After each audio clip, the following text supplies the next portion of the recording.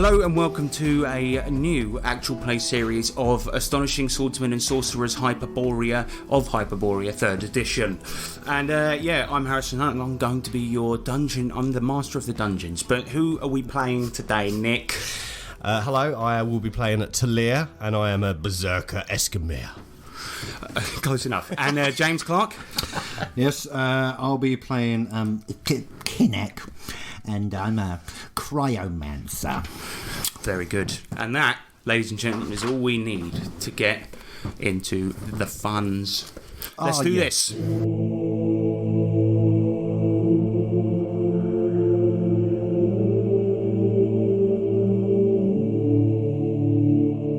Hyperborea, a flat planet hemmed in by the mystical Boreas and under the scarlet light of a bloated, dying sun. Its roiling seas spill eternal over the world's rim, gushing into space, known as the Black Gulf. Helios, the crimson sun, lingers around the edge of Hyperborea, clinging to the horizon, imparting very little warmth and bathing the world in variegated tones, ranging from fulvous to sanguine to octarine. Today it is Moon Day, the 18th day of the Year of the Bat, and in the Lug Wasteland, a southern region of great swamposity, brave hunters chase gargantuan insects through the tar pits to make foul-smelling stews. Meanwhile, in the city-state of Yithorium in the Zakath Desert, small rodents scurry around at the feet of whoring drunk mercenaries and traders as they occupy themselves in the daily accomplishments of their dismal lives. But there are none so remote as the Esquimau tribe, who live in mammoth hide huts framed by mammoth tusks. These thick tents are found clustered together in the middle of a vast tundra of magnificent colditude called the Plain of Leng. It is with this remote tribe of leathery frost dwellers that our story is concerned, specifically with a pair of Esquimau twins by the name of Kinnick and Talia. Today, it is their birthday, and a day of low wind, meaning the tribe stand outside their huts chatting idly, hunched together in their reindeer skin tunics. As the tribe stands around boredly, however, Kinnick and Talia, you stand opposite your father. Your red-haired sister, Greta, watches from a few yards away. "Now then," your father begins. "You two are 10 and 3 years today, meaning that you are men now, and will join us on hunts." Yes. "Shut up, I'm not done." Sorry, father. "You will be." He holds a few weapons in his hand, and today you will learn to fight. He turns to you first, Kinnick, and hurls you a bow staff made from the spinal column of a penguin. Oh! Do you think you can handle that? Nope. Could you not throw it so hard, please? When you are hunting the beasts of the tundra, things will be thrown at you. It is up to you to dodge them or catch them. Yes, but we're not hunting now, are we? But I'm teaching you to hunt, son. You see why I like your brother better. I'm telling. Okay. And he just sort of looks around waiting for someone. Greta? And she's like, "Yes." You on my side? I would say that I'm more on Dad's side here, to tell you the truth, because I don't want to get a beating. Right, well, I suppose I better... She is right. An educated woman, surely. I'll just pick up the bow, then. It's a bow staff. Do you see a string, you buffoon? Kinnick. Yes? Focus. Exactly. Focus on the hocus pocus. Okay. Talia, for you I have these. He throws over a pair of skulls with beaks, likely also a penguin head. A reindeer antler handle has been set beneath the jaw, turning the skulls into fist weapons known as cestus. What about those, son? Many thanks, father. Those are the weapon of a real man. Those are the weapons of a proud boy of the Esquimau tribe. The weapons of a muscle-bound brute. Yes. I will use them wisely, father, for they have been bestowed on me. You see a little tear come out of his eye as he looks at you, and then he sort of just gives a sort of disappointed glance over at Kinnick. Thanks, Dad. Yeah, I'll do the same. Well then, Kinnick, I know you're a bit of a thin, weedy, soy boy, femboy, bussy type. Your penguin... Excuse me? Thank you. Wasn't a compliment. No, it was not. You fool. Your penguin staff is known as a fetish, don't laugh. This will allow you to wield the power of cold like a ranged weapon. Hocus pokery, we call it. Well, That'll be fun. Well, because God forbid you get into a melee, you'll be folded over and spun around like a penguin. Quite true, yes. Talia, my boy, Talia. Father. Those weapons are deadly, but require you to get in on the opponent's inside, right up close so you can gut him like a reindeer at dinner time. Just the way I like it, as you know. Right. Got that, you two? I think so. Then I shall come at you. Don't laugh. Roll initiative.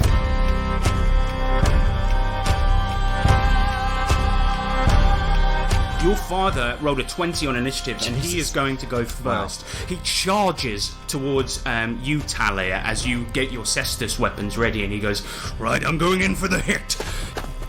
You dodge expertly a bit out of the way as he only gets a 4, and his uppercut swings wide. He goes, ha ha, that's my boy. He turns to Yukinak and points, and he goes, you're next. But in actual fact, Nick, Talia is next. Okay, yeah. Going to try and return the favour by not hitting too hard, but hard enough to kind of put Papa on the floor. Roll d20 plus 2. Oh, it's a 20 with a plus 2. Amazing. Roll some damage. 4.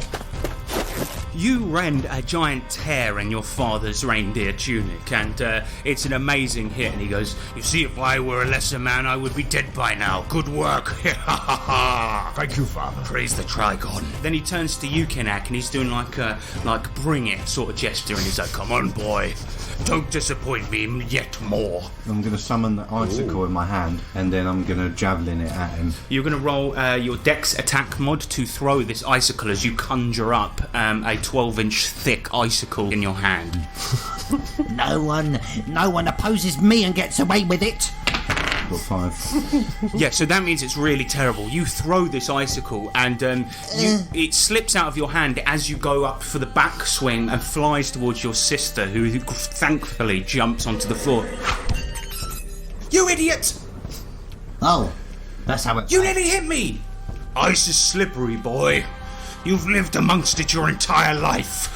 I hate you so much. I'm going to move aggressively towards Papa to try and startle him. Alright, perfect. And he is going to take an attack on you. You see him get down low, spreading his legs wide, and he's going to go in for a spear on you, as in a tackle. He runs at you, and you are lifted off your feet as he slams you to the ground. Good shot, Daddy. He gets up and wipes the snow off of his hands, and he goes, your training for today is complete. We will do more tomorrow. I'm not finished. You are finished, boy. Look at you there in the snow like a mucky pup. Daddy, look at this snow angel. You see that he's already walking away, and as you do the snow angel, he just goes up to you, Talia, and puts his hand on your shoulder, and he goes, teach the boy as I would teach him. Oh, He is a fool, but one day he may be like you. Are you sure we are related? I know I've asked this many times, but I look at him and I look at my giant arms, and I cannot understand the connection. Well, the gigantitude of your arms matches your father's, of course, the dominant genes. I sometimes think that your brother was perhaps the spawn of a penguin or a yeti. I believe this too. I will protect him, for I have vowed to do so, but I will not like him. No. Nobody can ask that of you, my son. Good. After the fight, your father lowers his weapons, namely his fists, and he looks a little bit disappointed overall. His old leathery face is sort of sunken into a grimace, and then comes the sound of the tribe's chef calling out for dinner. Suddenly you see everyone hurriedly rush to the dining hut for some frozen walrus cubes and seal flippers. Before you have the chance to join, your sister Greta approaches from the edge of the fighting circle, and she looks at Yukinak and goes, I thought you did well, by the way. She's younger than you by 2 years, and the only tribeswoman to have a hair colour other than black.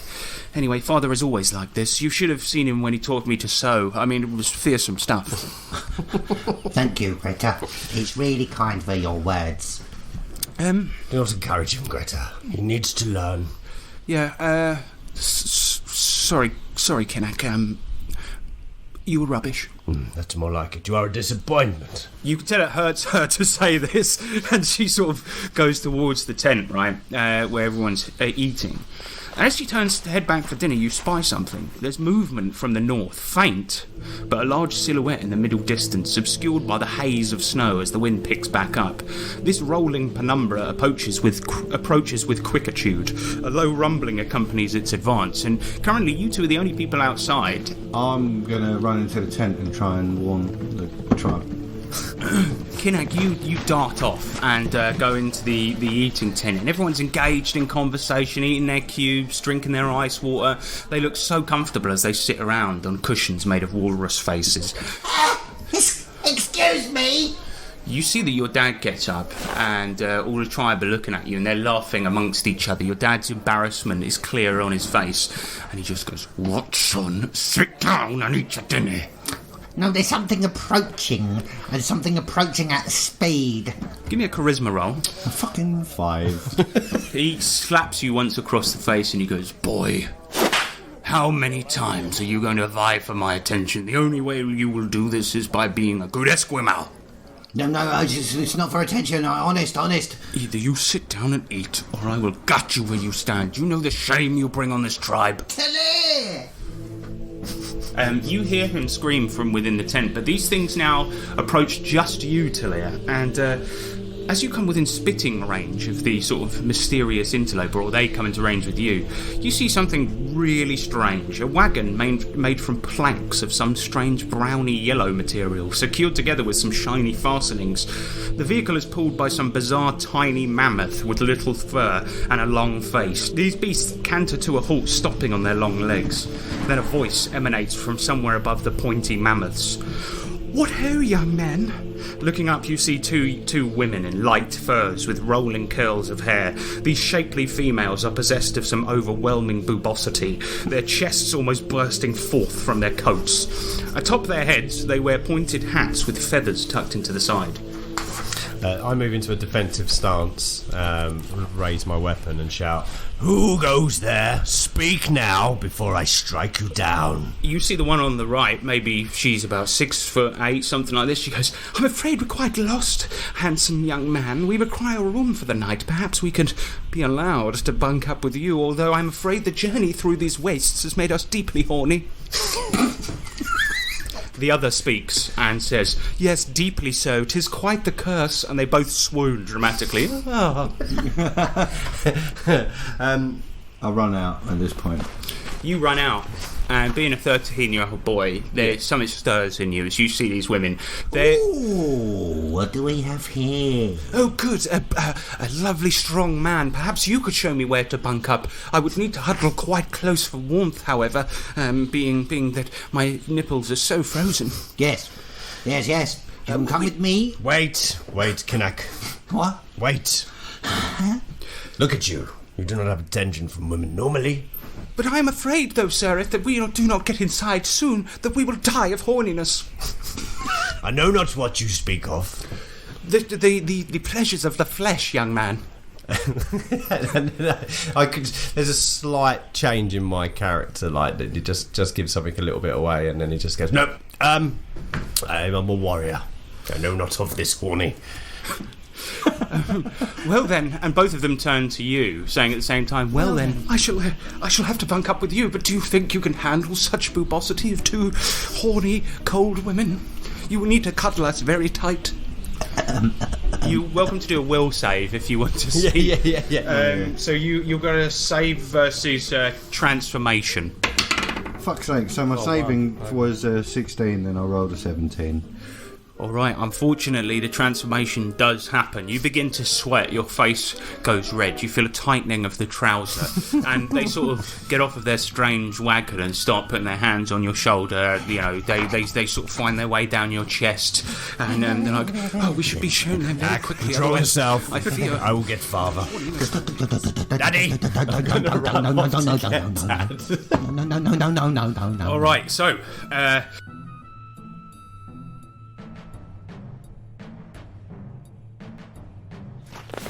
Talia, you leave the scene behind and run into the tent, and your dad turns around and goes, "Boy, you look startled. What is it? Anything?" interlopers, Father. Oh dear. They are molesting your son. What? They have... Perhaps we'll embolden the lad. Maybe 'tis what he needs, instead of directing off to... What is that he calls those drawings he makes in the snow? It's a snow angel, Father. Yes. Filth. They have... They have huge breasticles, Father. Well, perhaps let's not be so rash. Maybe we should welcome these women with open arms, because it is a bit nippy out.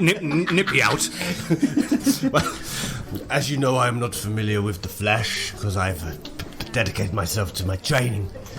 Oh, it is all right to take a day off once in a while. Shut up. Will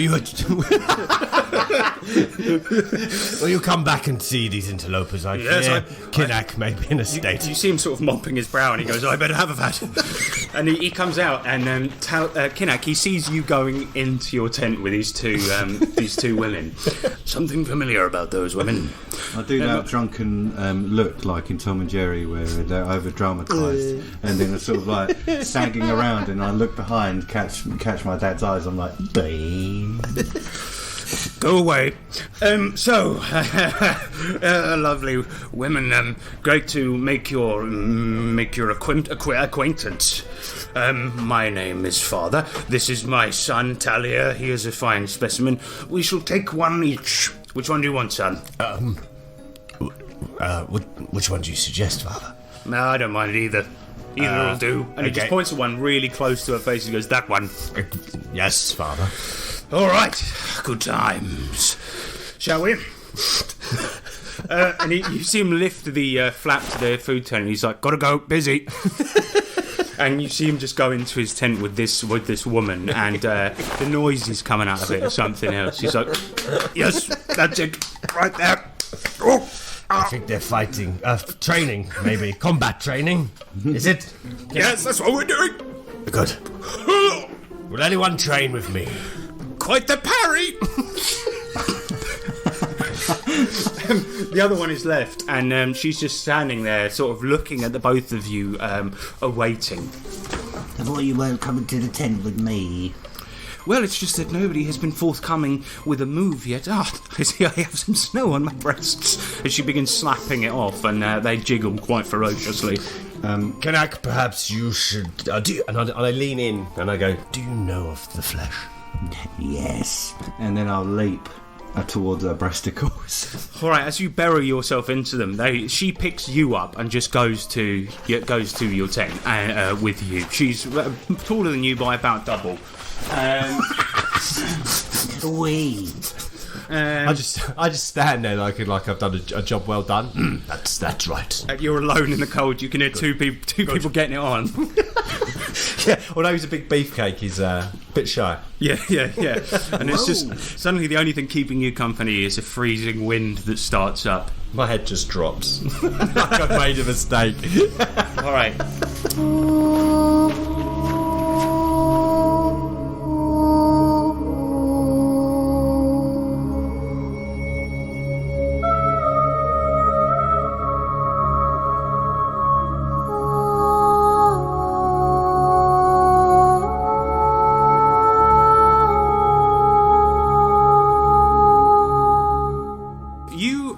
Both awake the next day in your freezing cold tents. A frosty wind can be heard outside. The stirring of a nearby waddle of foolish penguins can be heard nearby. The arrival of the tribe is imminent, and something hits you, Kinnack, like a ton of bricks. The woman that you slept with last night is not in your tent. There is only an empty space and the smell of semen. Oh, that was the best bosom and only bosom I've ever bosomed. Talia, suddenly the flaps of your tent are burst open. You actually spent the night alone, but your father's head comes through the flaps, and he just goes, Greta is missing. What? He looks panicked. He takes a look around him at the flat, icy nothingness, and as your eyes kind of do the same, looking behind him, you see the mountains to the north and a group of penguins waiting to be destroyed. But importantly, Greta is nowhere to be seen. She's gone. What, She's Father? Cut slow. What do you mean Greta has gone? Where? Gone where? To the Those women. latrine? Those women, I think they were she-pimps. What is a she-pimp, Father? It is a woman who sells other women into the pleasures of flesh for nobles in the civilized lands. Oh, no. Sounds twisted. Talia. Yes. Kinnock, I mean. No. You're upsetting Father, Kinnock. Just stop. Wait, let him breathe, Father. Leave Kinnock alone, Talia. But this is all Father. your fault. No, Father, Had you not come into the refectory last night and told me about these boobarellas? But then none of this would have happened. You know what I'm like. But they were outsiders. I just merely wanted to raise the alarm that we had outsiders among us. I'm sorry, Father. No, do not blame me. It's clearly Kinnock's Shut your fault. filthy mouth. You set me up. I did not, Father. I would never do that. It was Kinnock. Now, Father. Did you not lay with them, Kinnock? Give Talia a break. Don't yes, give me a break, why don't you? Kinnock. I do the now-nowing around here. Now. Let's have a think. Right. And he grabs both of your ears, yanking you towards the west. And Father, no! quit your whimpering cries, Father, you please. simpering bitches. And the punishment is painful as he pulls you along to the west side of the village. Arriving at the west side of the village, your ears are killing you, and you see the village elder born 2,000 years ago. He is unmoving, skeletal and suspended in a block of ice. He wears not the clothes of the nowadays, but instead sits in complete latitude, his legs crossed, his eyes open, are bone white and featureless like the plains of Leng. Upon seeing this, you realise the trouble you are in. There are only two reasons to consult the village elder, either because you are one of the three hunchmen, the leaders of the tribe, or because you have severely disgraced the Esquimau. The both of you are likely the latter. Your father, silent, motions to you to sit in front of the frozen codger. You see he has tears in his eyes. Kinnock, you speak to the elder. You often have to. No. Yep, okay. No, you are both to sit. Sorry. But Father, he speaks so weirdly. Who, the village elder? Yes. Well, I know this. I respect him, of course, but he does speak strange. Then you shall sit. Because you have disgraced us today in a way that is unimaginable. The whole reason I slept with that woman was because of you. And now your sister is gone, taken by she-pimps. Now sit. Yes, Father. I slept with the woman for me. Shut up, Kinnock. Shut up. As you sit, you feel a sudden weightlessness. Your eyes close of their own accord, and yet you still see. You're in a brilliant white space, the frozen elder in front of you, this time not sealed in ice, but still ever skeletal. Ever still above him, you see a golden, glowing collection of triangles which come together to form a larger Trigon. This Trigon is said to be the soul of the elder and the souls of other brilliant Esquimau, linked together, bound to the mortal realm by ice, using the ancient preserved body of the elder as a home. It begins to speak, pulsating with each uttered syllable. Oh, for goodness sake, no, hang on, there's somebody who wants to speak to me, yes? Hello, elder. Great, the trouble you're in. You've done good. Could you help us out? Do you know where the Greta has gone? Well, the pimps, they would have taken her to the Yithorium. It's in the Zakath Desert. It's mostly very hot and very arid. I don't think that I would go on there to play bingo, if you know what I mean. Do not. Why do you speak in riddles, O Elder One? It is not a riddle. It's quite. It's very Funny. basic. Do not presume to put words in my the mouth. Look, I'm sorry. I'm sorry, Elder. It's To just the that we north. have disgraced Father. He is mad. You have not disgraced your father. No. Why is he so mad at me? You disgraced the entire tribe. Oh. That's not funny. It is, and basically the Zakath Desert is to the north, and in there is a city called Yithorium, very dirty. Well, that doesn't sound pleasant, but I suppose should we go there then? You must. Is your mission to get Greta back, or otherwise I can't imagine there'll be the banishment. It would be immediate banishment. With Banishment from our only thing we've known. I mean, otherwise it would bring great badness because you are the fools. But Okay. Okay. Now, how will we get to this place? Euphoria. Well, you go to Yithorium. I don't think you would walk. No, because very far, and if you want to have not legs, then that's the way to go, isn't it? Really, This tires me. but before you go, you must see your father and maybe apologise because his heart is very hurt. Yes. We understand. We have upset father beyond imagination. I've got the dinner reservation for later, please. Any more advice? Oh, great. Don't get killed. Otherwise, I don't imagine that your sister will be not pregnant. Right, we must make haste then, Kinak. Okay. Yes. Yeah. Okay. Thank you, Elder. Banishment Mister. looms. How do I hang up? Goodbye. Elder one. Hello. Okay, he's done that again. You are back in sitting in front of the frozen geyser, the freezer geyser, if you will, and you are on the west of the village on your own. You see that people in the actual tribe are sort of sitting around chatting. People are pointing at you, things like this. Your father isn't to be seen. Presumably, he's in his tent. Father. There is no response as he cannot be seen, and you see somebody just sort of point over to his tent. And then we'll walk into his tent. As you enter your I'll father's pretend to tent, knock out of respect. it goes.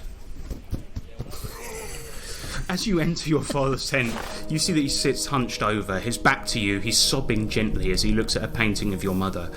Painted using Yeti entrails, the painting captures her red hair beautifully. Her smile radiates even through the now rotten materials used to make the fresco. I just miss her so much.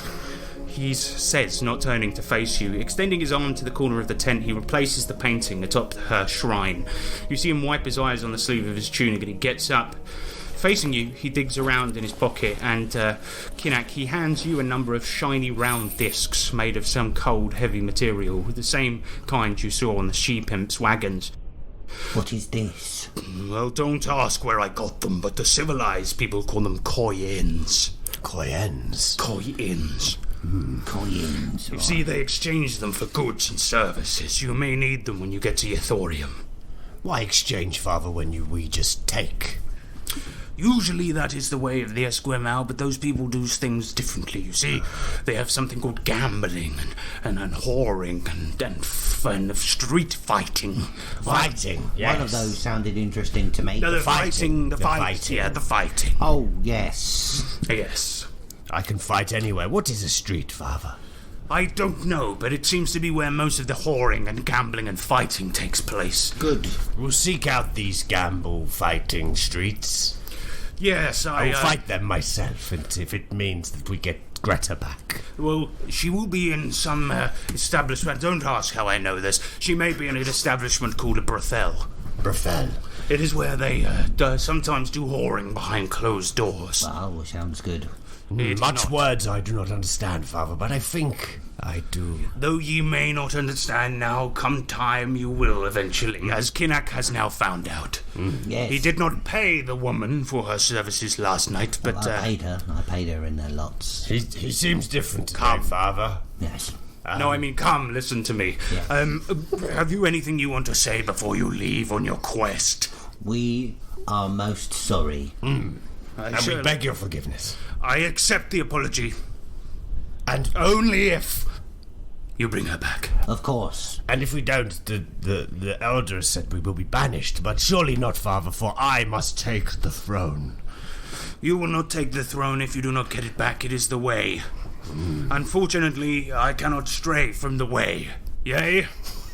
Yeah. We understand your way, you speak of it much. Now, yea, listen to me. You will be banished, and you will be banished so hard you wish you wouldn't be banished so hard. May I just get a tiny bit of forgiveness? No. Okay. Do you happen to have a musher? Oh, have I got a musher? I've got a musher. Oh, thanks. May we use it for the elders told us that the long travel on legs is not what we can do. And yet, somehow, I feel your journey will feel longer even then. Why? Leave the tent, you shall see. I Okay. don't like it when you do that, Father. Leaving the tent, you stand amongst the mammoth-skin tabernacles of the Esquimaux and look at the vastitude of the tundra ahead of you. The expedition will be hard, long, sweaty, and crossing the girth of the snowy landscape will be greatly difficult. Your father emerges from his tent. Look, lads, you'd be a foolish, foolhardy fool to cross it on foot, so I've organised this musher for you, as you well asked. You see a fat, rosy-cheeked man approach your position. He rides a sleigh pulled along by 6 sinewy huskies. He waves excitedly and goes, "Meh!" Is that who I think it is, Father? It's your Uncle Brian. Oh. Widely regarded as the most annoying man in the tribe. "Brian," your father starts, "you look after these two, all right?" "Of course!" And he kind of grabs the both of you, giving you noogies and like joshing you with his elbows, and he goes, "I can't wait!" Oh, Uncle Brian. This is going to be so much fun. Road trip! I step back to Father and go, is there no one else, Father? Surely. This is what you deserve. This is my punishment. Yes. Uncle Brian. I know you fancy that other Masha, that woman, but unfortunately I think she wasn't available, or perhaps I didn't even ask her at all. You didn't even speak to Booba Bella? Booba Bella is too good for you. Brian it is. And then you see Brian just agree with this by going, "Brian it is!" Meh. Very well, Father. This is what we deserve. We best tally ho. Don't say that in front of Brian, he goes crazy. Tally ho! God! And you see him start to do the traditional dance of leaving the tribe as he dances around the sled, and he's like, tally ho, Brian, let's go. Look what you've done, Kinnock. Join in, it's your name, tally ho. Tally ho. I just lower my head and just walk towards the sled. He pats it excitedly and looks up at you. "Come on, huddle in." Yes, Uncle Brian, I'm here. Yep. I'll slap myself on the sled, and I've got my chest puffed out, and I'm ready. "Brian away!" He whips them, and you guys zoom out. Whee! Greta, we are on our way.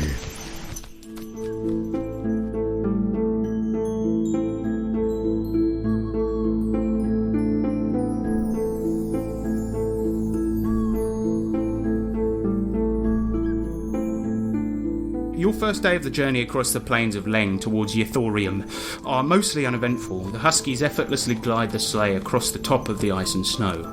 The wind and snowfall lets up as you reach the evening, and the snow is becoming much more slushy and wet. And this slunge licks up around the slides of the sled, that's a hard sentence, soaking into your trousers. This moistness is annoying, and yet this seems like nothing as you listen to yet another boring anecdote from Uncle Brian. "You see, I woke up, it was an Earth Day, or a Moon Day, or... Well, now, We've heard this before, I Brian. was wearing my blue scarf, or as I usually do the washing on a Leng Day. No, now let me think. I tried. I think it was an Earth Day, because I remember I had fish for breakfast. Or was it lunch? Now, Brian, get to the point, Brian. The blue scarf. yes. And no. It had to be breakfast because Hildegard was wearing her penguin tunic that day. Come to think of it, it must have been an Earth Day actually, because I remember it being just before Moon Day. Anyway, I was wearing my blue scarf as the style was at the time, and I had a belt on made from Yeti intestines. You see, it was the style of the time. And, Uncle Brian, please get to the point. now, Hildegard, what was she wearing? Oh, yes, it was her penguin tunic. Yes. It was a style at the time, you see. Anyway, she tells me she's got beans for dinner. And beans? I say beans? Oh, it hurts. I need to lay down. And then I just drop off the sled. Beautiful. As you roll off the sled in a sort of suicidal manner, he halts it to a stop, and you hear him go, "Meep!" And he grabs, he pulls the reins in, and the huskies gladly accept a rest. A large wind blows over you as you stop just before a slope, with Utale laying in the sludge. The clouds in the sky drift on, completing their journey into the black gulf. "Look," Brian says. He points up to the night sky, suddenly distracted by something, and in its rare and treasured clarity you see the Boreas. The Boreas, a magical light phenomenon, have the appearance of cascading curtains of light stealing the sky from the stars themselves. Great ribbons of hypervescent colours twirl and fold through the blackness of space, twinkling with unrivalled majesty.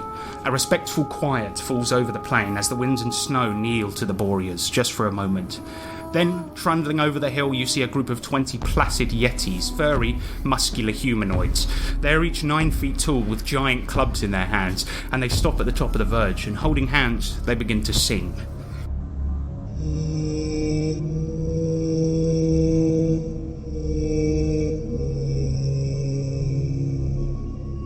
Their dual throats produce an odd yet mesmerising drone that echoes back off the sheets of ice, bathing the plains in a rich bass which gently rumbles. Now don't do anything rash, Brian whispers. You see, the Yetis are peaceful during the Borealis. They worship the lights, you see. They believe that when a Yeti dies, its soul is captured by the Borea, whereupon it rains its wisdom on the world below. Wow, this is really nice. It's very beautiful when oh no, what's that? And you see him look up, and emerging from a mountain to the west, a large, thick cloud heads eastward as the wind starts back up. It races, as much as a cloud can race, towards the Boreas, threatening to cover it up like an unwanted blanket. If that Borea's covered up, they're going to go into fight mode, and I don't want to get a Yeti stick up the botty. Oh no, Tilly, quick, get back on. Get out of the sludge. What is it? I don't even know why you did that in the first place, you bloody... I'm collecting my thoughts and gazing upon the Boreas. But this is a hashtag road trip. No, I need just a moment. Tally-ho, quickly, come back. Why? Tally-ho. Why? The cloud is about to disrupt the Yeti. What Yeti? Oh, shit. I get up and start legging it back to the sled. All right, you're going to give me a test of dexterity here. You need a 1, 2, a 3 on a d6. 3. Here we go. Oh, shit. 5. You get up and start trundling along. You're deep in the sludge here, and you're just your body is not going as fast as you want it to. Suddenly, I'm trying. fastly, The sludge is a lot stronger than I anticipated. the cloud has covered up a portion of the Boreas, and one of the Yetis has turned. It looks really angry and starts to run towards you. Right, one more Okay, chance. it's on my trail. Quick! I'm trying. Oh, come on. I'm gonna go any minute now. Try again. Go on then. Let's go. 1. You flip onto the sled. Brian is going to have to make a manoeuvre past this single Yeti as the others are sort of also coming out of their placid state, and he goes, right, time for a bit of Tokyo Drift. Shit. You are now going to be in combat as he skids into the shin of the one attacking Yeti. Roll initiative.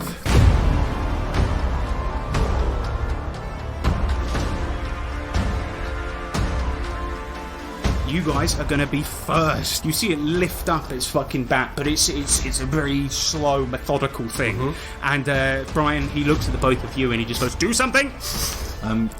What I'll do is I'll grab the reins and try and whip the wolves to make us gag. Give me a intelligence roll to try and do a sort of driving roll on these fucking things.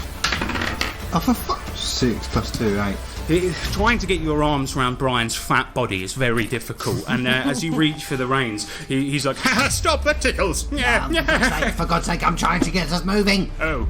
Quickly! Alright, Talia, it's going to be your turn. Okay, I'm going to try and sweep the Yeti by like kicking out his leg basically as he's walking. Alright, that is going to be an extraordinary feat of strength. Yeah. So you've got 24% chance of pulling this off. Roll a d100. Oh, 43. You do a pathetic kick into the thick fur of the Yeti's leg, and it goes... Take that! You now see that the Boreas are completely covered up, leaving the other Yetis in an angry state, and they turn.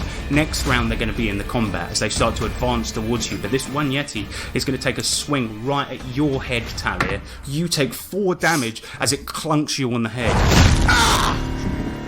You stupid Yeti. Boys, we gotta go. Brian's like, do something, please. Don't tickle me. As I'm on the uncle and he's clearly not paying any attention to our vehicle, I'm going to try and just sort of like scramble up him and sit on him so I've got a better position, and then I'll whip the reins. Give me another intelligence roll, and this time I'll give you a +2 because you're not trying to reach around. Fucking move. 18. Yes. You whip the huskies into shape, and your necks are sort of jerked backwards as you whip off out of there. Hold tight. You skirt round the Yetis, and you see them shaking their fists, and Brian sort of looks at you as they are leaving your vision, and you leave them behind, and he just goes, I really hope they're not there on the way back. Don't worry, I scared them into submission.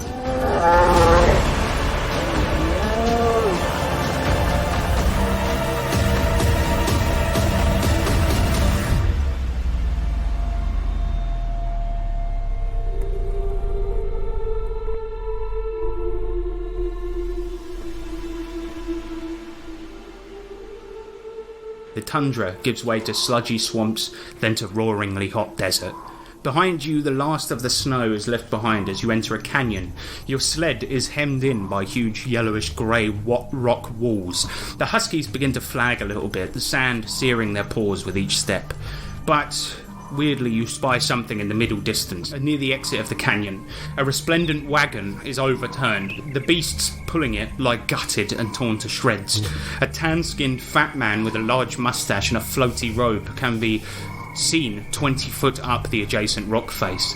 Hard carapaced, dog-sized insectoid creatures snap up at this man with their claws and jab at him with their spiked tails. Neither the 5 giant insects nor the man have noticed your group yet, as they are occupied with killing a man or avoiding death, respectively. Get away, bloody fucking scorpion bastard! You hear the man shout, "No, you fucking! Not I fucking, you fucking! Let me tell you something! Let me tell you something!" And you see that he's narrowly avoiding getting pinched and bitten and stabbed. Oh, mate. Bloody fuck you! I think we should slow down and pull up next to this wagon that has fallen over, and then we can assess what's going on up there. He gives a gentle yank on the reins. Easy, Brian, and keep your voices down. That's it. Slow in. Slower. Keep going. Okay. Now just stop. There we go. Papa didn't park. And you see him pull up a bone handle on the side of it. Right. What's the plan here, boys? We have no quarrel with this man. Let's leave him for these weird creatures. We will let them continue their game, but perhaps we should have a quick look in this wagon. Of course. And I'll jump off and I'll start searching the wagon. Great to be in there. You're going to give me a sneak roll, so that's going to be Dex Kinnack. 15. As you approach, you see the man is getting sort of chunks torn out of his leg by these hideous claws, and he's going, bloody fuck, just let me tell you something. Please, let me tell you something. And he's getting absolutely decimated, and you see him trying to climb further up the rock face to avoid it. He's like, bloody legs. No, fuck you, bloody scorpion. Bitch, bastard. And, Kinnack, you're now up against the wagon. You see that it's overturned, but there is a back hatch that you could open up. Yeah, I open the back hatch and crawl in. You see that as you open the hatch and crawl in, you can hear the battle raging on still outside. But you see that this is full of sort of expensive-looking carpets. They don't appear to be made from the same material that your mammoth ones are, but they look pretty nice. I don't really know what this could be used for. Remember what Father said. Trading. Why are you saying this to me? No, I'm not talking to you, Uncle Brian. I'm talking... Oh, well, I suppose He's I all am. the way down there, man. I know, but I don't want to raise my voice. Yes, well, he's not going to hear you, is he? Okay, well... Oh, Go down there and tell him. I know, well... I tried to slowly, well, as quietly as a big lump can, get off the sled and start walking towards the overturned cabin. Give me a dex roll as well then, mate. 10. Okay, you see that the man immediately turns and he goes, bloody help me, man! What is going on? There's bloody scorpions everywhere. I'm gonna don't you fucking come here, help me, man! You kill them, please! And then he points at you and he's trying to talk to the scorpions. He goes, get him now, please! Too much easier, bigger target, you know. He's a much better meal. You've already eaten some of me. Now you go for the erythroid of the buffet. I'm gonna roll for him charisma to try and. Oh, bloody hell, man. Why you not eat him? And you see that they still continue to attack him. They haven't quite noticed you, although I think they're aware of your presence at this point. Okay, he has been pointing, but you've got to be quick. Yeah, they're tied up. So I just kind of, not loudly, but just go, just ignore me, man. And you see your brother, Kinnack, in the back of this wagon, this overturned wagon. Show me this carpet. And I'll I'll slide one out and be like, Do you think we should flip this over and then put it on the back of ours? How quickly will that Put that back, you're not stealing! Come on. Quickly, then. Let's go. We'll try and Yes. flip the wagon Good idea. over. We could use this wagon. attach it to the back of our Sled. Yeah, just fucking so try that and we tow take it all that away. was good. I'll tell you what, well, both give me strength rolls to get this done. I got a 19 minus 1, 18. And I got a 21! He got a crit, mate. Crit, mate! All right, this wagon is up and ready, and you see Uncle Brian just whip up next to it and quickly attach it to the back of the sled, and he's like, "Nice one, lads! Get away! Let's go.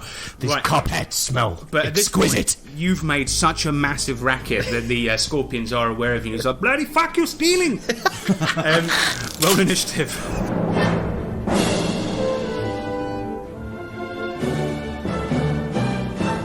And the scorpions are going to go in for a pack attack, and I'm going to roll randomly for who they go for here.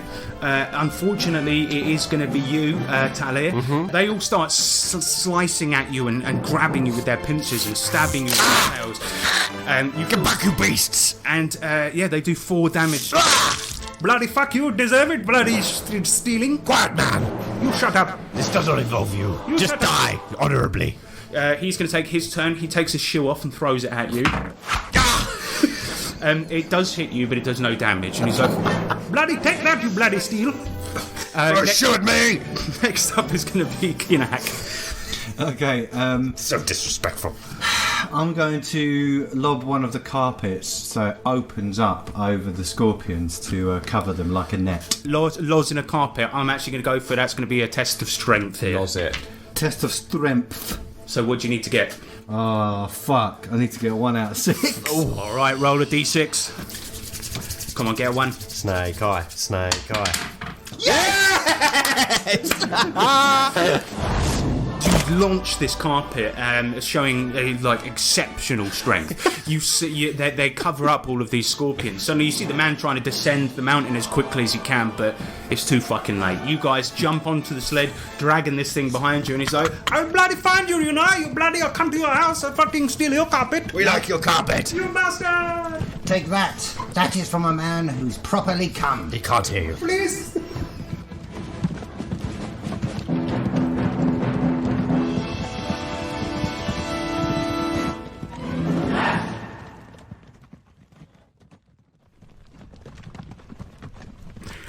I feel a little bit guilty about leaving that man to die. Pathetic, you are pathetic. We can look.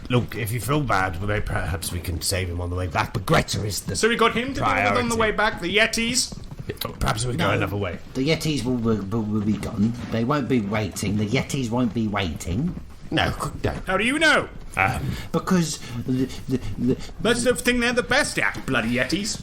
I mean, they did shake their wrists quite angrily. Yes, and the fists on the end of them.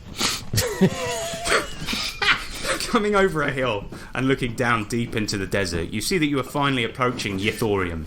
You see that the city is largely centred around a huge pulsating flesh building in its centre.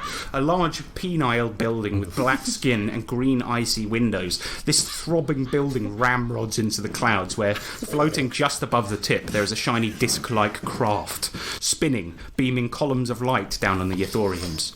Around the base of the shaft, a vast network of markets, tents, sand hovels, and some clay buildings can be seen, stretching about 24 miles in each direction. The tired huskies stop a few feet from a busy square of food vendors, tanners, leather dealers, and whittlers. Uncle Brian just gets off his sled and sits down at one such vendor and hands them something, getting in return a cup of some yellow fizzy liquid. I'll see you boys in a bit. Best luck on the mission. give us some of that. Nope, it's my beer. You have coins. Get one yourself. No, we were told to use them somewhere else. Wait, no, but we have the carpet now. Oh, yes. Yes, you could trade a... and he looks at the barkeep and he's like, my man, my 2 young nephews here require a beer. Will you take payment in carpet? Yes. I'll take 1 beer, one carpet, please. It seems quite high. It's nice carpet. How about food beer? For this us both? this one. Quite the traders, considering you've never traded before.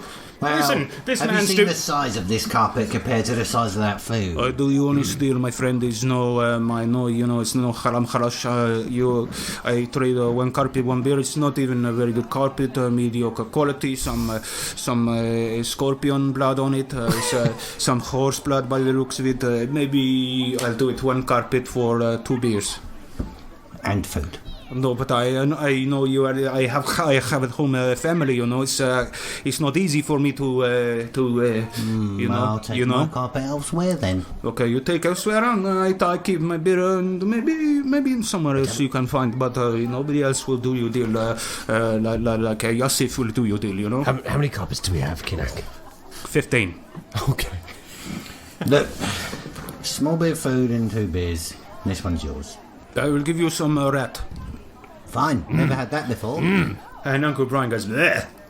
Not good. No, I am too hungry to care. Give him a carpet so we can eat. It's good deal. It's good deal. It's nice. It's nice. I'll shove it at him. You shove it at him, and he gives you each a beer and a rat on a stick that's been fried. And it isn't before long that you guys, you look like out-of-towners, right? And a large gang of street sellers forms around you as you sit drinking your beers at this open-air bar. And each one of these people's wanting you to sell you something. They thrust in your direction bags, ornaments, hats, food, some of which is hot for some reason, which is outrageous. And this crowd only serves to heat you up more as you sit around this sort of beer and barbecue place, and a desert heat beats down upon you. You've never experienced heat like this in your life, and you see no visible exit from this crowd that has encircled you. Why are we surrounded by these folk? I don't know. Maybe I should scare them by lifting. Why don't you two go away so I can enjoy my beer in peace? No, we need to eat and drink too. Well, hurry up and get away. Okay, fine. So you guys hurriedly eat your meals, but the crowd doesn't let up, and suddenly you see a guy sort of coming through the crowd, wading through, and he goes, get away, no more, there's no one's by, you shut up, get out of the way. Hello, my friend. And he wades through the crowd as they disperse, and he's like, you are from a different somewhere, so maybe you don't know what you do not know. Maybe I can help you. I don't want any money, because I always think it's very good to you come to Gemelafina. It's a busy place, you know. He pauses, waiting for an answer, adjusting his cloth hat and opening his palms in a friendly gesture. He smiles. What do you think? Maybe Fassad can help you? My name is Fassad. What's in it for you? It's just, when people want to come from outside, I think it's good for tourism, you know? It's because more people can sell somethings, any other somethings. So Fassad, he want to help you. He's nice. He want to show you these sites, you know? He's a good man, Fassad. He wants to help. I want to help, Ings. We are looking for... Perhaps you can help then. We're looking for the sheep imps. Oh, you want to, get a jiggy?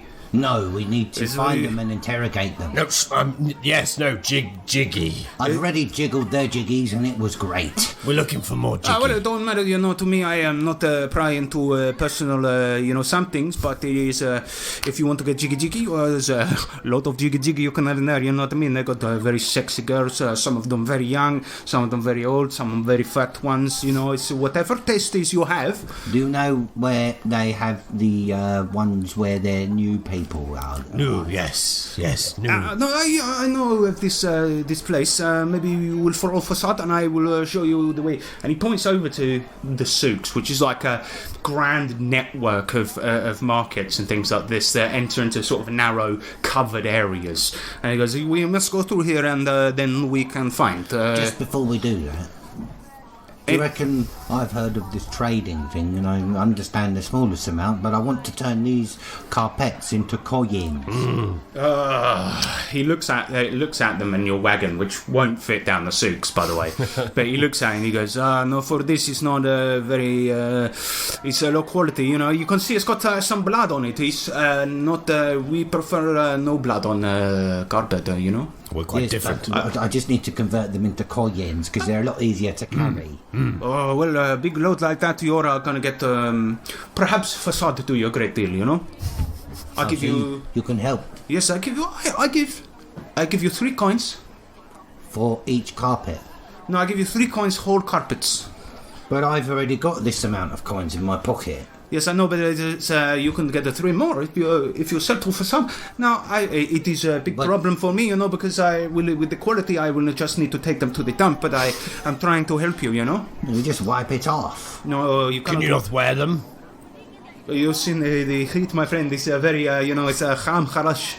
It's horrible. He's Quite horrible. He's Where I am from, it is cold and lovely. Okay. 3. Make it 5.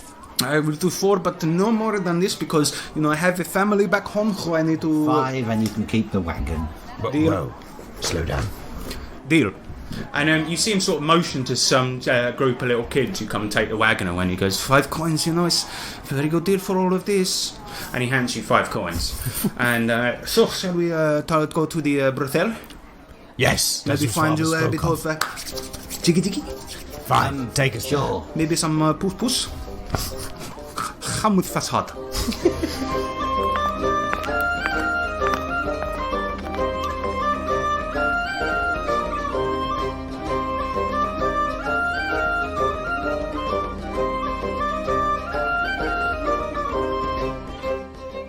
And he starts leading you through the souks. All the way you're sort of being hounded by people coming left, right and centre trying to sell you stuff. But fortunately you have Facade on your side and he's shooing them away and, hitting some of them with his sandal that he's taken off or whipping them with his hat. And he's going left, right, he's going through alleyways, over little hills, and he's really taking a very circuitous route. But this is like a maze, these souks.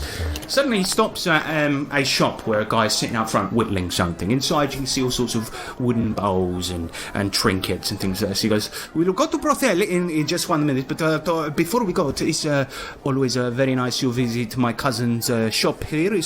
He makes wood things. So maybe you buy something, little something maybe?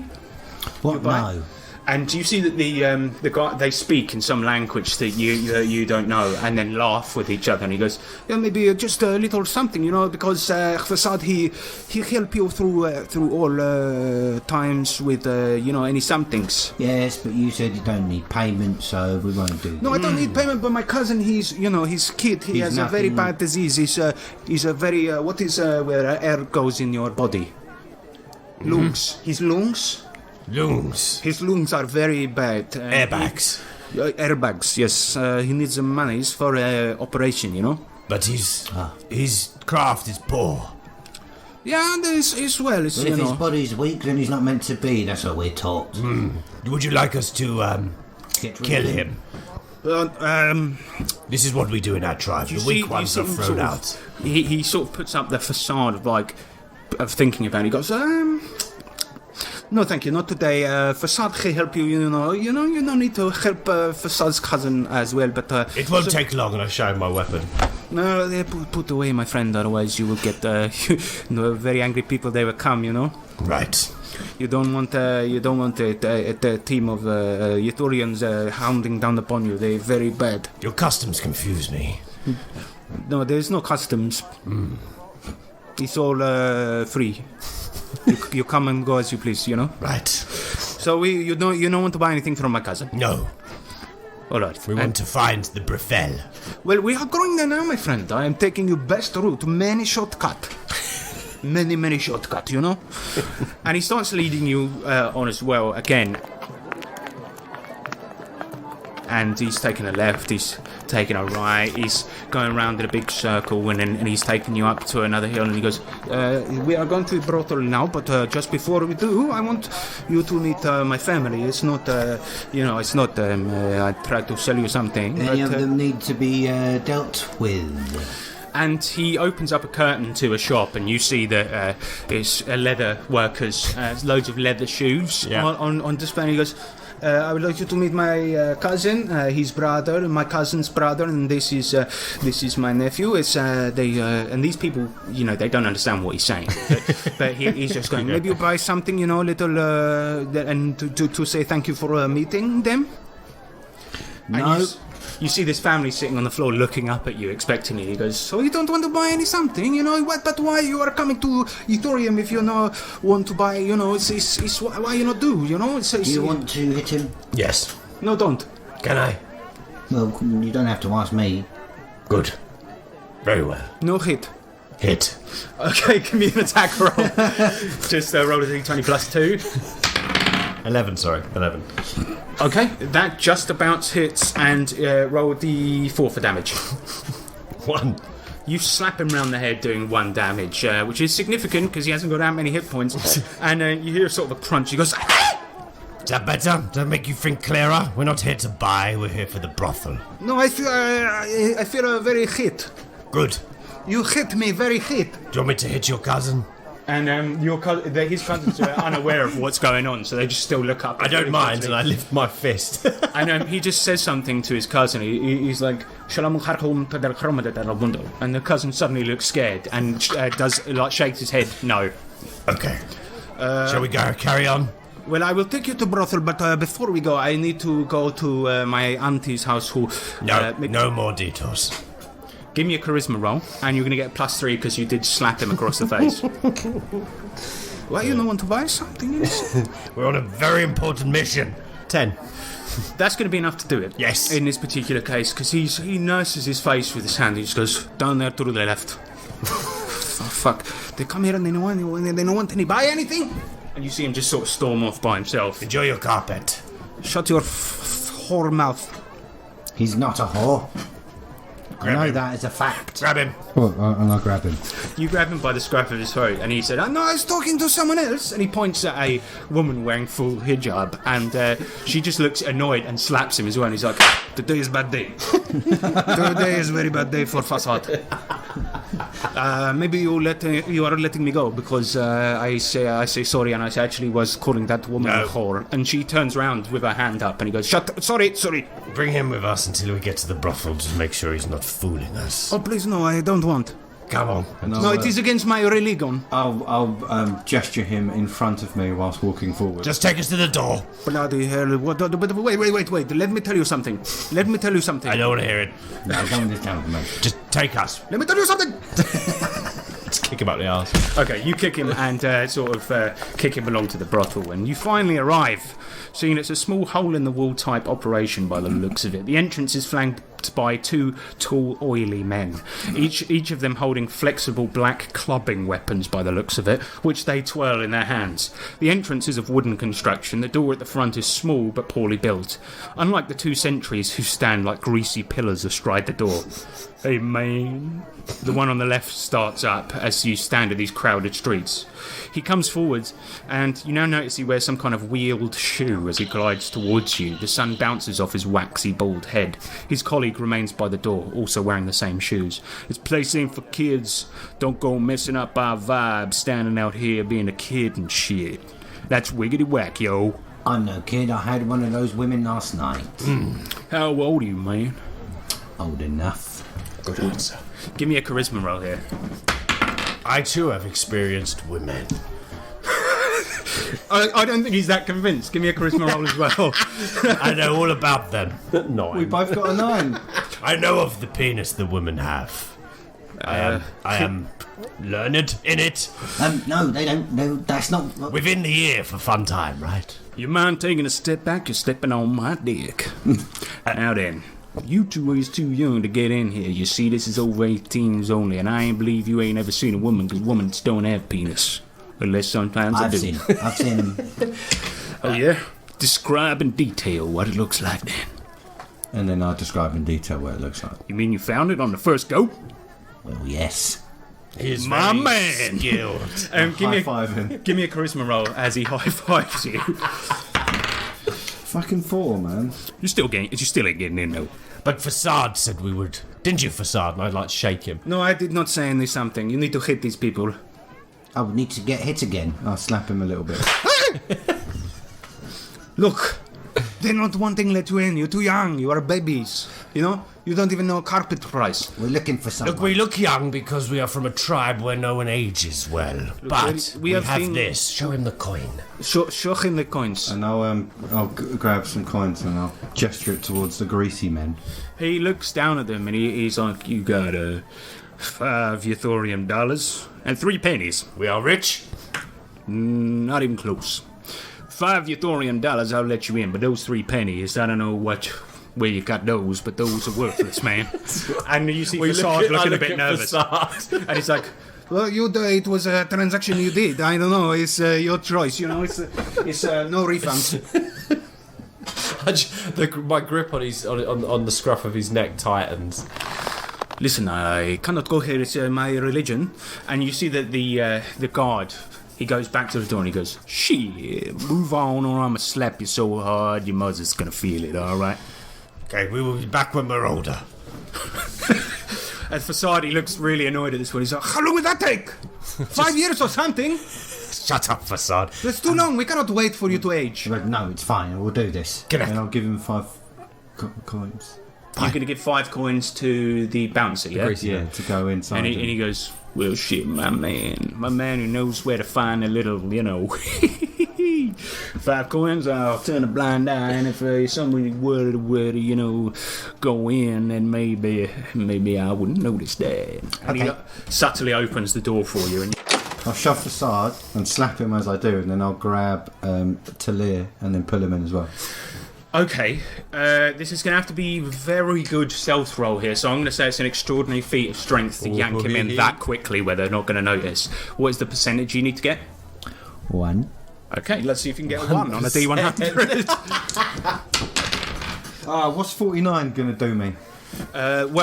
You go to tug on him, and the bouncer just sort of slaps your hand off of Talir's shoulder, and he goes, shut up, you idiot. I'll just go in on my own. I'm going to grab Facade and see if there's a back entrance, or like walk around the building to kind of have a little look if there's any other Okay, ways it is in. kind of a hole in the wall. Okay. But you do notice that there's sort of an awning above it that continues along all the shops down this row, and above it there is sort of an upper window leading into the brothel. I'm going to walk away to a point where the bouncers can't see me, and then try and get Facade to give me a boost up basically onto the awning, and then kind of walk my way back. Okay, awesome. So you walk down the street and you see loads of people offering you spices, fried peanuts, these types of things. Oh, well, I guess we cannot get in. Why we're going down the street now? I want to get home, you see? I got carpets to sell.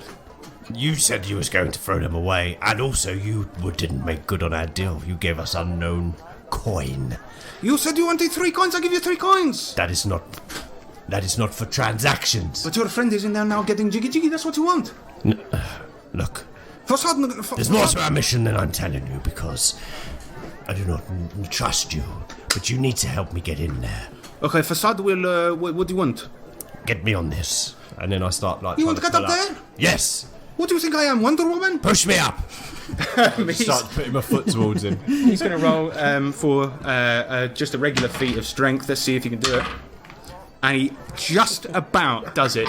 Boosts you up on there, and as soon as you're up on there and out of sight, you see people sort of complaining about you and like saying something in Ixian, like they want you to get down or something like this. But Facade just runs down the street at this point. He's fine. away. So you're going to roll a d6 for a feat of dexterity, and you're going to see if you can Do it. stealth along. Let's see. And you need a 1, 2, or 3. 2. Yes. Got a 2. You're in. Right. What you see is that the inside of this place, it has about 6 rooms up and downstairs. You hear all sorts of noises, and looking over a balcony, you can see your brother Kinnak just standing at the entrance. Now, there is a woman at sort of a reception. She hasn't noticed you, Talia, as you come onto the 2nd floor, but she has noticed you, Kinnak, and she just looks at you and she goes, "Hello, Yeah, just having a look. what are you wanting? Some butt?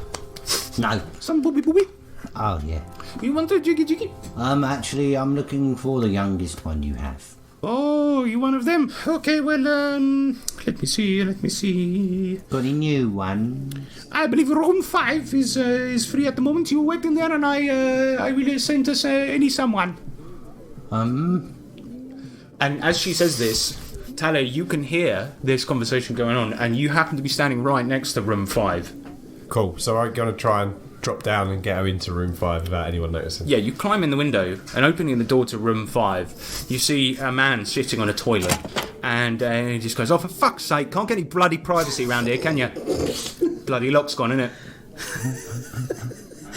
What do you want? I am waiting for the jiggy. What, you mean I use the toilet now as one of the rooms? This room 5. Yeah, this is room 5. What?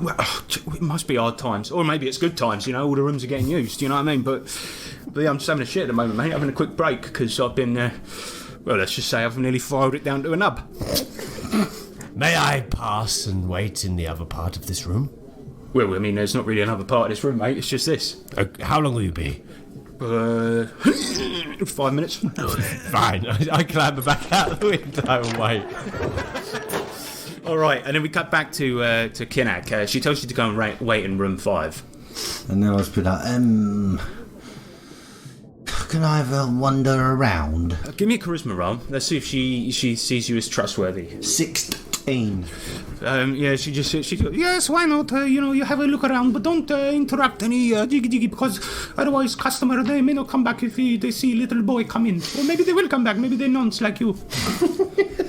So I'll try and walk around, and obviously I'm just trying to find my sister or trails to her. So are you going to poke your head into, because there's 3 rooms downstairs, 3 upstairs? Yeah, 100%. You poke Poking my head into all of them. You poke your head into the first room and you see a man dressed as a baby being flogged by a woman in high heels. Well done. Takes the dummy out of his mouth and he just goes, thank you very much. And then I'll go to the next room. How do you open the door in this next room? Is it a wooden door or is it... It's a wooden door, yes. Firstly, I'll look for any sort of cracks or peepholes that I can put my eye through. You look through a crack and you can see that this is kind of an admin room. There's like papers and shit everywhere. You see the 2 sheep imps sitting there conversing with each other. They've got cruel looking weapons on the tables beside them. Some sort of crossed bow by the looks of things. And they're just chatting idly with each other. And then I'm going to not enter the room. Nice. And I'll choose to try and do exactly the same peering in room 3 at the bottom. You have a look through one of the cracks in the door, and you see Greta sitting on a bed, and there is a familiar face sitting on the bed. You see that fat guy from the desert who was being attacked by scorpions, who you left for dead. He's sitting there. She is wearing sort of a robe type thing. They're not doing anything sordid yet, but she's got a glass of wine in her hands. He's got a glass of wine in his hand, and you see him yawn and put his arm around her, and he's like, you're a very beautiful woman, maybe my wife will be very horrified to find out about this, but you won't come and give me a little kiss on the cheek just to get things, stirring up and these very nice things. I'm going to try and sneak in there and create my icicle, and I want to summon it at the same time as me stabbing down into him. I like it. All right. Assassin. Give me a test of dex, and let's see if you sneak in there. So I can just get a 1. Ooh, not bad. I like it. Good chances. I've got 3. Yeah. Okay. You stumble through the door, and the man has a shocked face as he points at you, and he just goes, "Bloody fuck you! You bloody left me for dead, you bastard!" And I jump up. He stands up as well, and he smashes the wine glass, trying to create a weapon out of it. And he goes, "You fuck you, bloody!" Talia, you can hear that as well, and he's Greta! Oh, hi. Yeah, do you see? I got given these cool clothes and this drink. What did you call it? It's wine. Don't drink it! But why? You said it was nice, man. No, You feel nice. Okay. these are nasty men. I know nasty men. You nasty men. You leave me for dead in desert. Is that nasty? Is that nice? No, it's not nice. Bastard. We're going to roll initiative.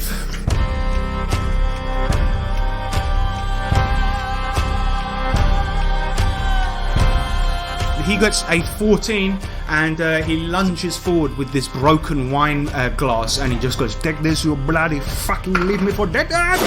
He stabs you in the neck for 3 damage. The Kinnack is very close to death, and he leaves it sticking out of your neck, blood gushing. You hear your sister scream in the background. Look away, Greta! And she just goes, and looks away, sort of facing the corner of the room.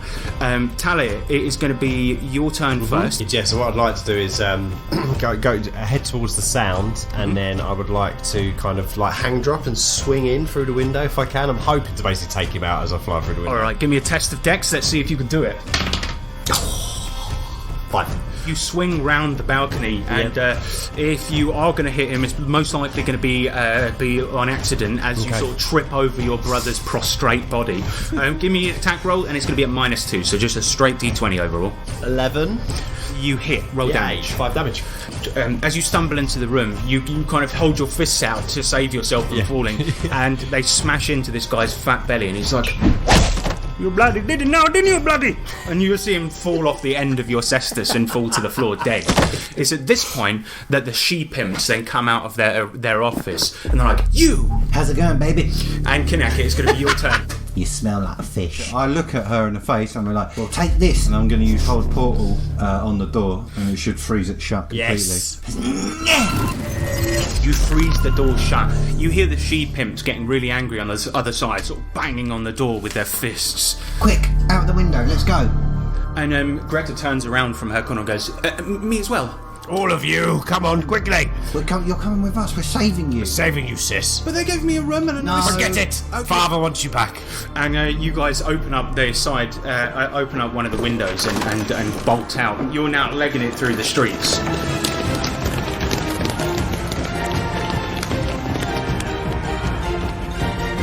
The she-pimps don't know where you are just yet. Just give me a straight D20 dex roll and let's see how quickly you're getting away from this and if they can find you. 10, 7. It's not the quickest you've ever gone. And as you guys are trying to run, your sister is kind of slowing you down a fair bit. You see some commotion happening behind you. You see the she-pimp's feathered hat sort of towering above a lot of the people, pushing people aside, boxes flying, spices going into the air. And you see one of them point over the crowd. There they are! Get them!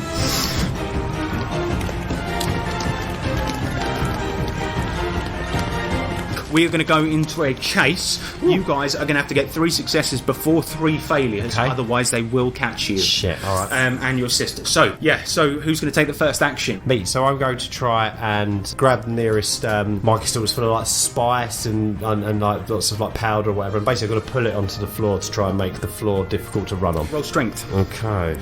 5. You realise that the piles of spices are in fact just constructions around sort of cardboard tubes to make them look like piles of spices that are glued on. Then the chase continues. Never mind. Kinat. I'm going to summon my icicle and drop it on the floor so I slip over it. I've got a 2. It's another failure. You realise they are really gaining on you at this point. As you summon the icicle and hurl it, it just lands in some bloke's drink, and he just goes, "Thank you." Around, they're really gaining on you at this point. Yeah. At certain points, you can feel them grab onto the back of your tunics there and try and grab you and yank you behind, but you're just about escaping. Okay. I'm going to try and use my mind map of the route that we took to choose an optimum path to take. Come on. His head is in his hands, yes, ladies and 4. gentlemen. I rolled a 6. It's bit 6. Suddenly, the 2 she-pimps pile on top of you, and they are helped by other members of the community who hog-tie you and things like this.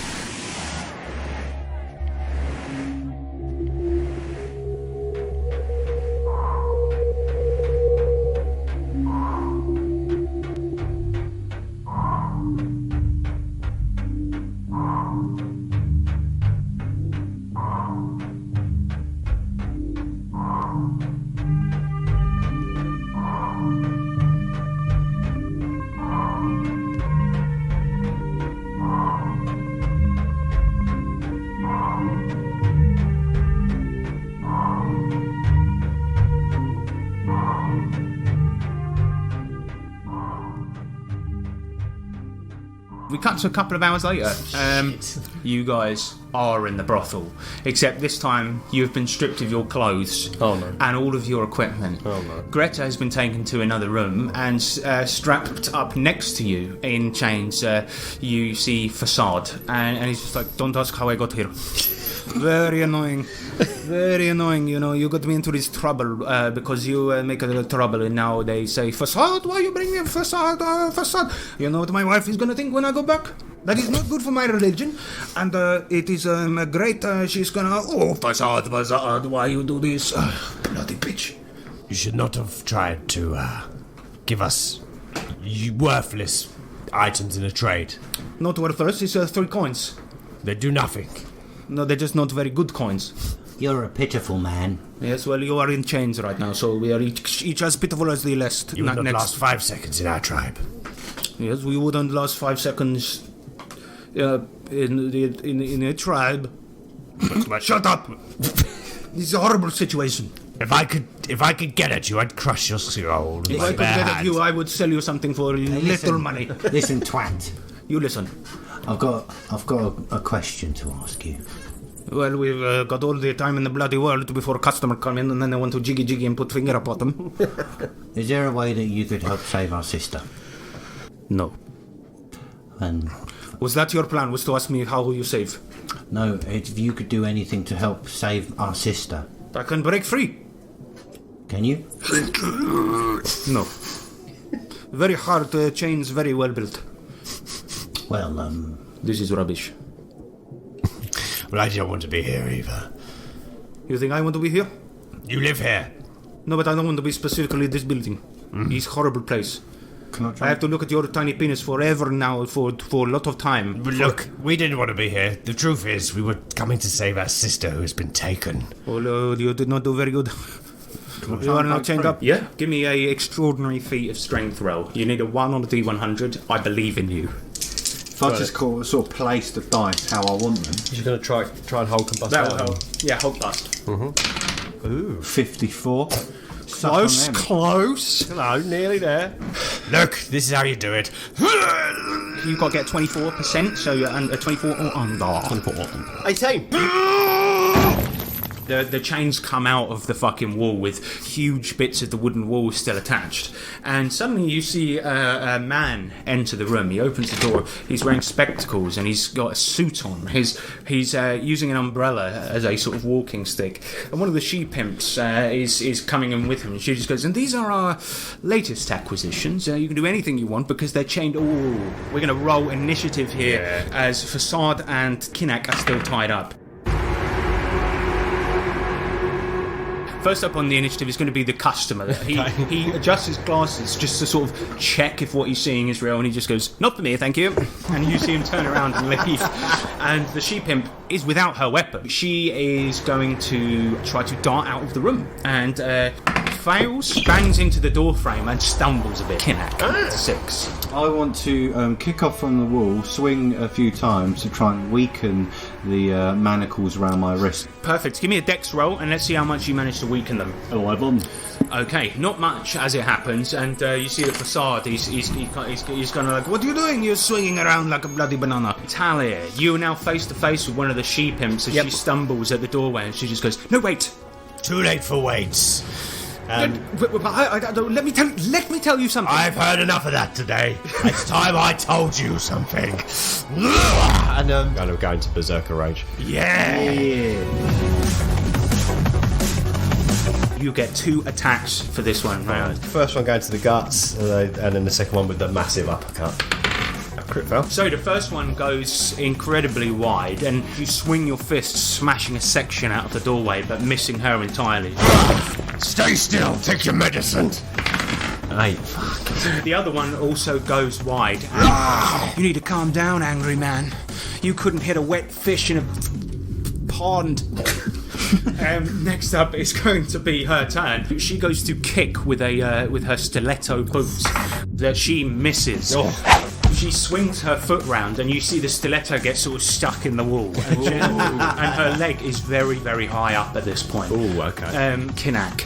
Can I try and swing and hit her in between the legs? No. Facade he just looks at you disappointedly. Next up is going to be Talia. Next one's going for your head, you bastard. That's easy for you to say when you're stuck in a wall. You're stuck in a wall. We'll see. And I'm going to do a double elbow drop on the leg to try and break it at the kneecap. Oh, nice. 19 on the first one, 14 on the second one. Roll 2d4 plus 4 damage. 9 damage, mate.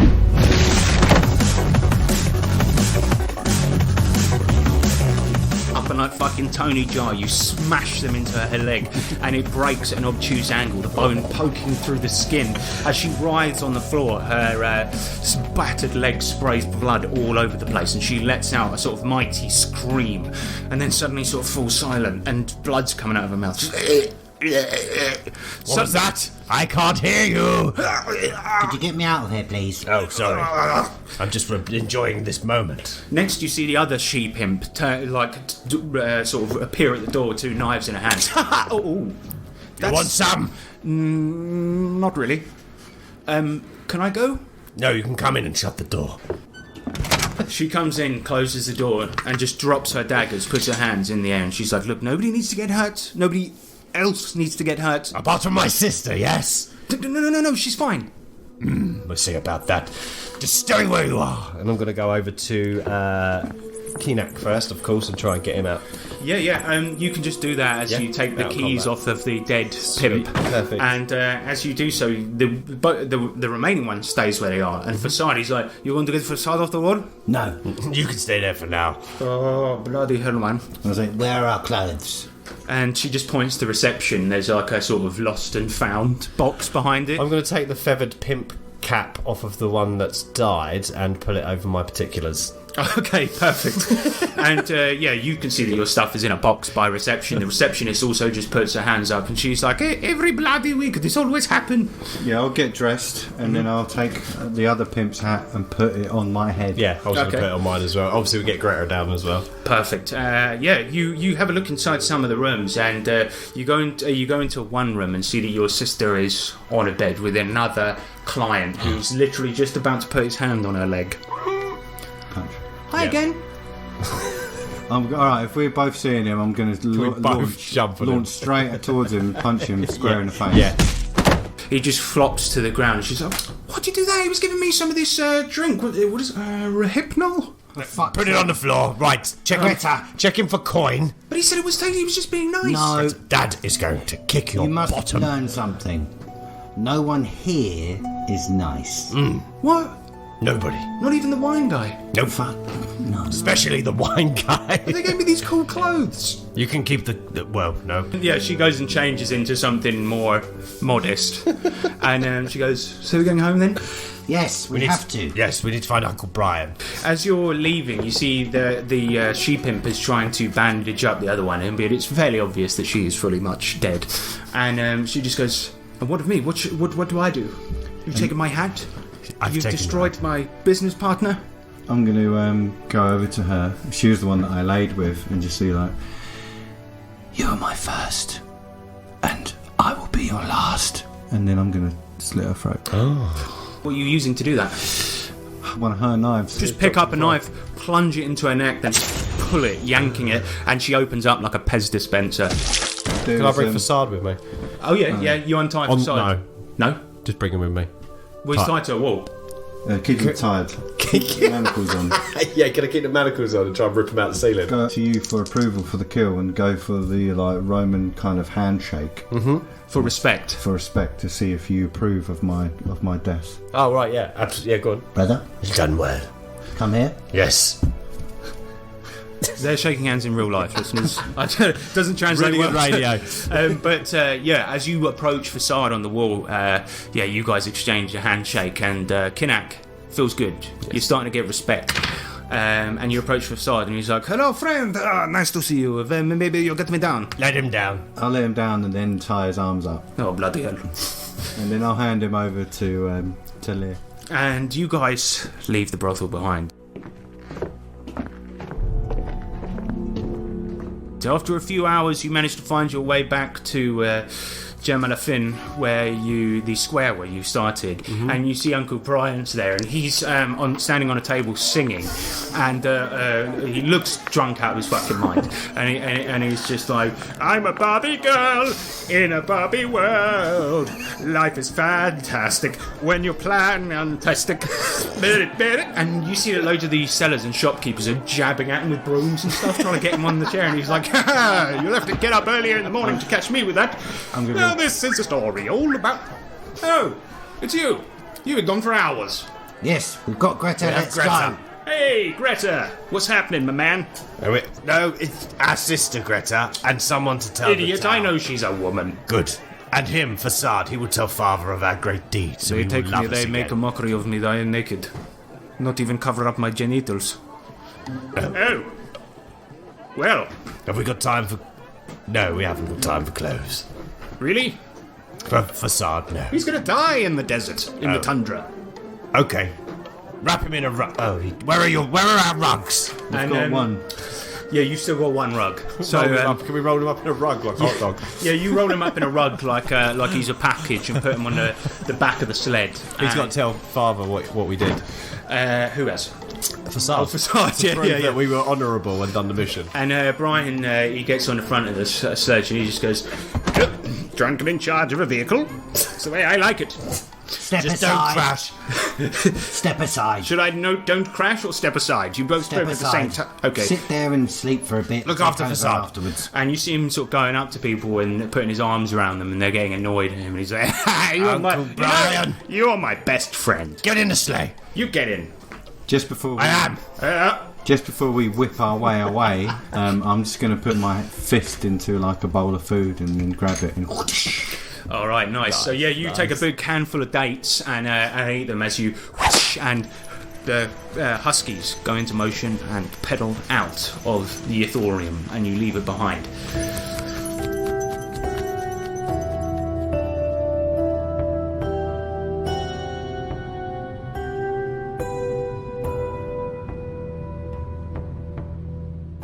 Greta, you must never run away again. I didn't run away. Those nice women took me. No, tell these Father cool you ran clothes. away. Facade, you saw it. You know how you said that I. Can I get Wasn't out that of carpet, please? And you No. guys are roaring across the of the plains of Leng at this moment towards your thing. And he's like, but it's been 2 days in carpet. I need to stretch my legs. I don't care for your carpet birds. No, it's not burning. It's I did the shit in here. I wonder what that smell was. Well, you don't let me out to shit. What am I supposed to do? What you want me to do? You might run away. Look, all you got to do is tell Where me. I'm going to run to? Where I'm going to run to? You look around you. It's all white everywhere. Good point, but you must tell our father what we have done so he believes you. Why you not tell him? Because he needs to hear it from you too, so we have a witness. Yeah, You're like it at our tribe. I'm mightily hungover, lads. Oh. And you see him be sick over the side of the sledge. Yeah, this is horrible. Yes, I know, it's very horrible. I in shit, brug.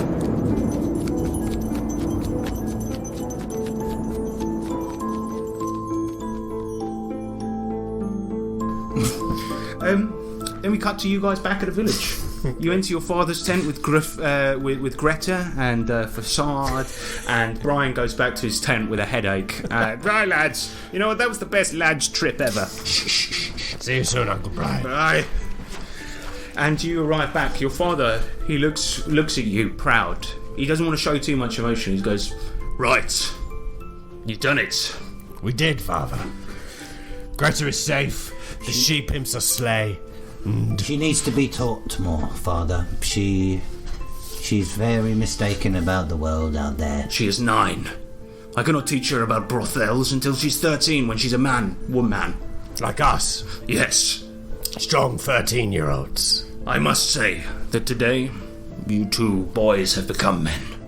Completed your first quest. Saved your first wench. No offense. Hey! And today I am proud of you. Yes. Although... In your face, Kinnock. And he goes, halt your speech. Sorry, Father. For you did get yourselves into it in the first place, so we've got a sort of net zero in terms of proud-ossitude. And then you hear the bell ring out for dinner. Vanished. Oh, Before you go, Have you got any rat? no, penguin. we don't get rats out here. Damn it. Before you go, this carpet man that you have laid on my floor who stinks. Hello. What am I to do with him? Facade, I had come to tell the great tale of what heroic journey that we have been on. Then sit we shall, and you shall tell me. And without unrolling him, Yes. Brilliant. he just sits in front of him and goes, tell me all. His little head popping out. Well, it all starts when they come to my town and they say, I want to go brothel, I want to go brothel. And I say, but we go to my cousin's shop.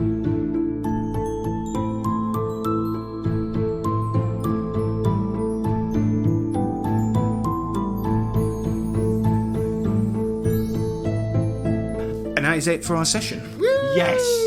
Oh, that was well nice that we got Great game. tie it all Shit in. dice. Yeah, you guys rolled so badly. Oh man, the rolling was poor. I That mean, was James brilliant. did get a 1 on his dex roll. that's so- true. That was yeah, really that's good. it. That was really good, actually. Oh, you got crit. Actually, and you got crit fail. So Oh, right, weren't too we bad. had the best of. No, it was bad. No, overall bad. But I love the rolling though, as a mechanic, the percentages and the 3 out of 6. Yeah, because it's got Hyperborea is based on AD&D. I think it's 2nd edition or 1st edition, but they're roughly the same anyway.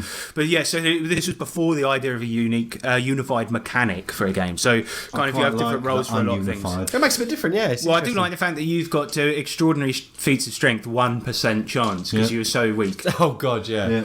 Yeah. Yeah.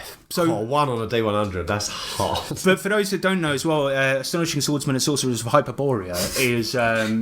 It's got all the classic classes in there, but they've created their own subclasses. So, for example, as you guys saw with Kinnack, he's a cryomancer, and like all of his spells are kind of retoolings of original spells, but with frost trappings. Yeah. Then you've got a berserker, which is a type of barbarian, but it's all about the berserk and things like this. Love it. He can leap, he can go mental once a day, but you used it at the right time. To be fair. Yeah.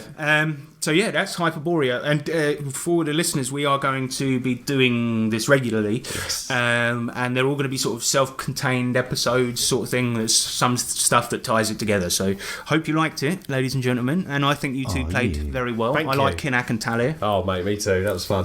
All right. Awesome. Well, if you want to email us, 3trpgpod@gmail.com, and of course, it takes a lot of effort to make these, so pay up, right? Go to patreon.com, search for us, because you can become a character like Uncle Brian, who was named after Brian Thompson, who recently subscribed on Patreon. Hello, Bri. Brian, big up. Big up. Brian, shut up. Sup? Because you were the uncle that wouldn't shut up. I don't think he's like that in real life. No. Well, that is it. You can also join the Discord, which is in the link in the description. All right? All right. And remember that D20s are cool, but 20 prostitutes in a brothel is complicated. is complicated. That's your relationship status on Facebook. Yeah. Bye. Shankara.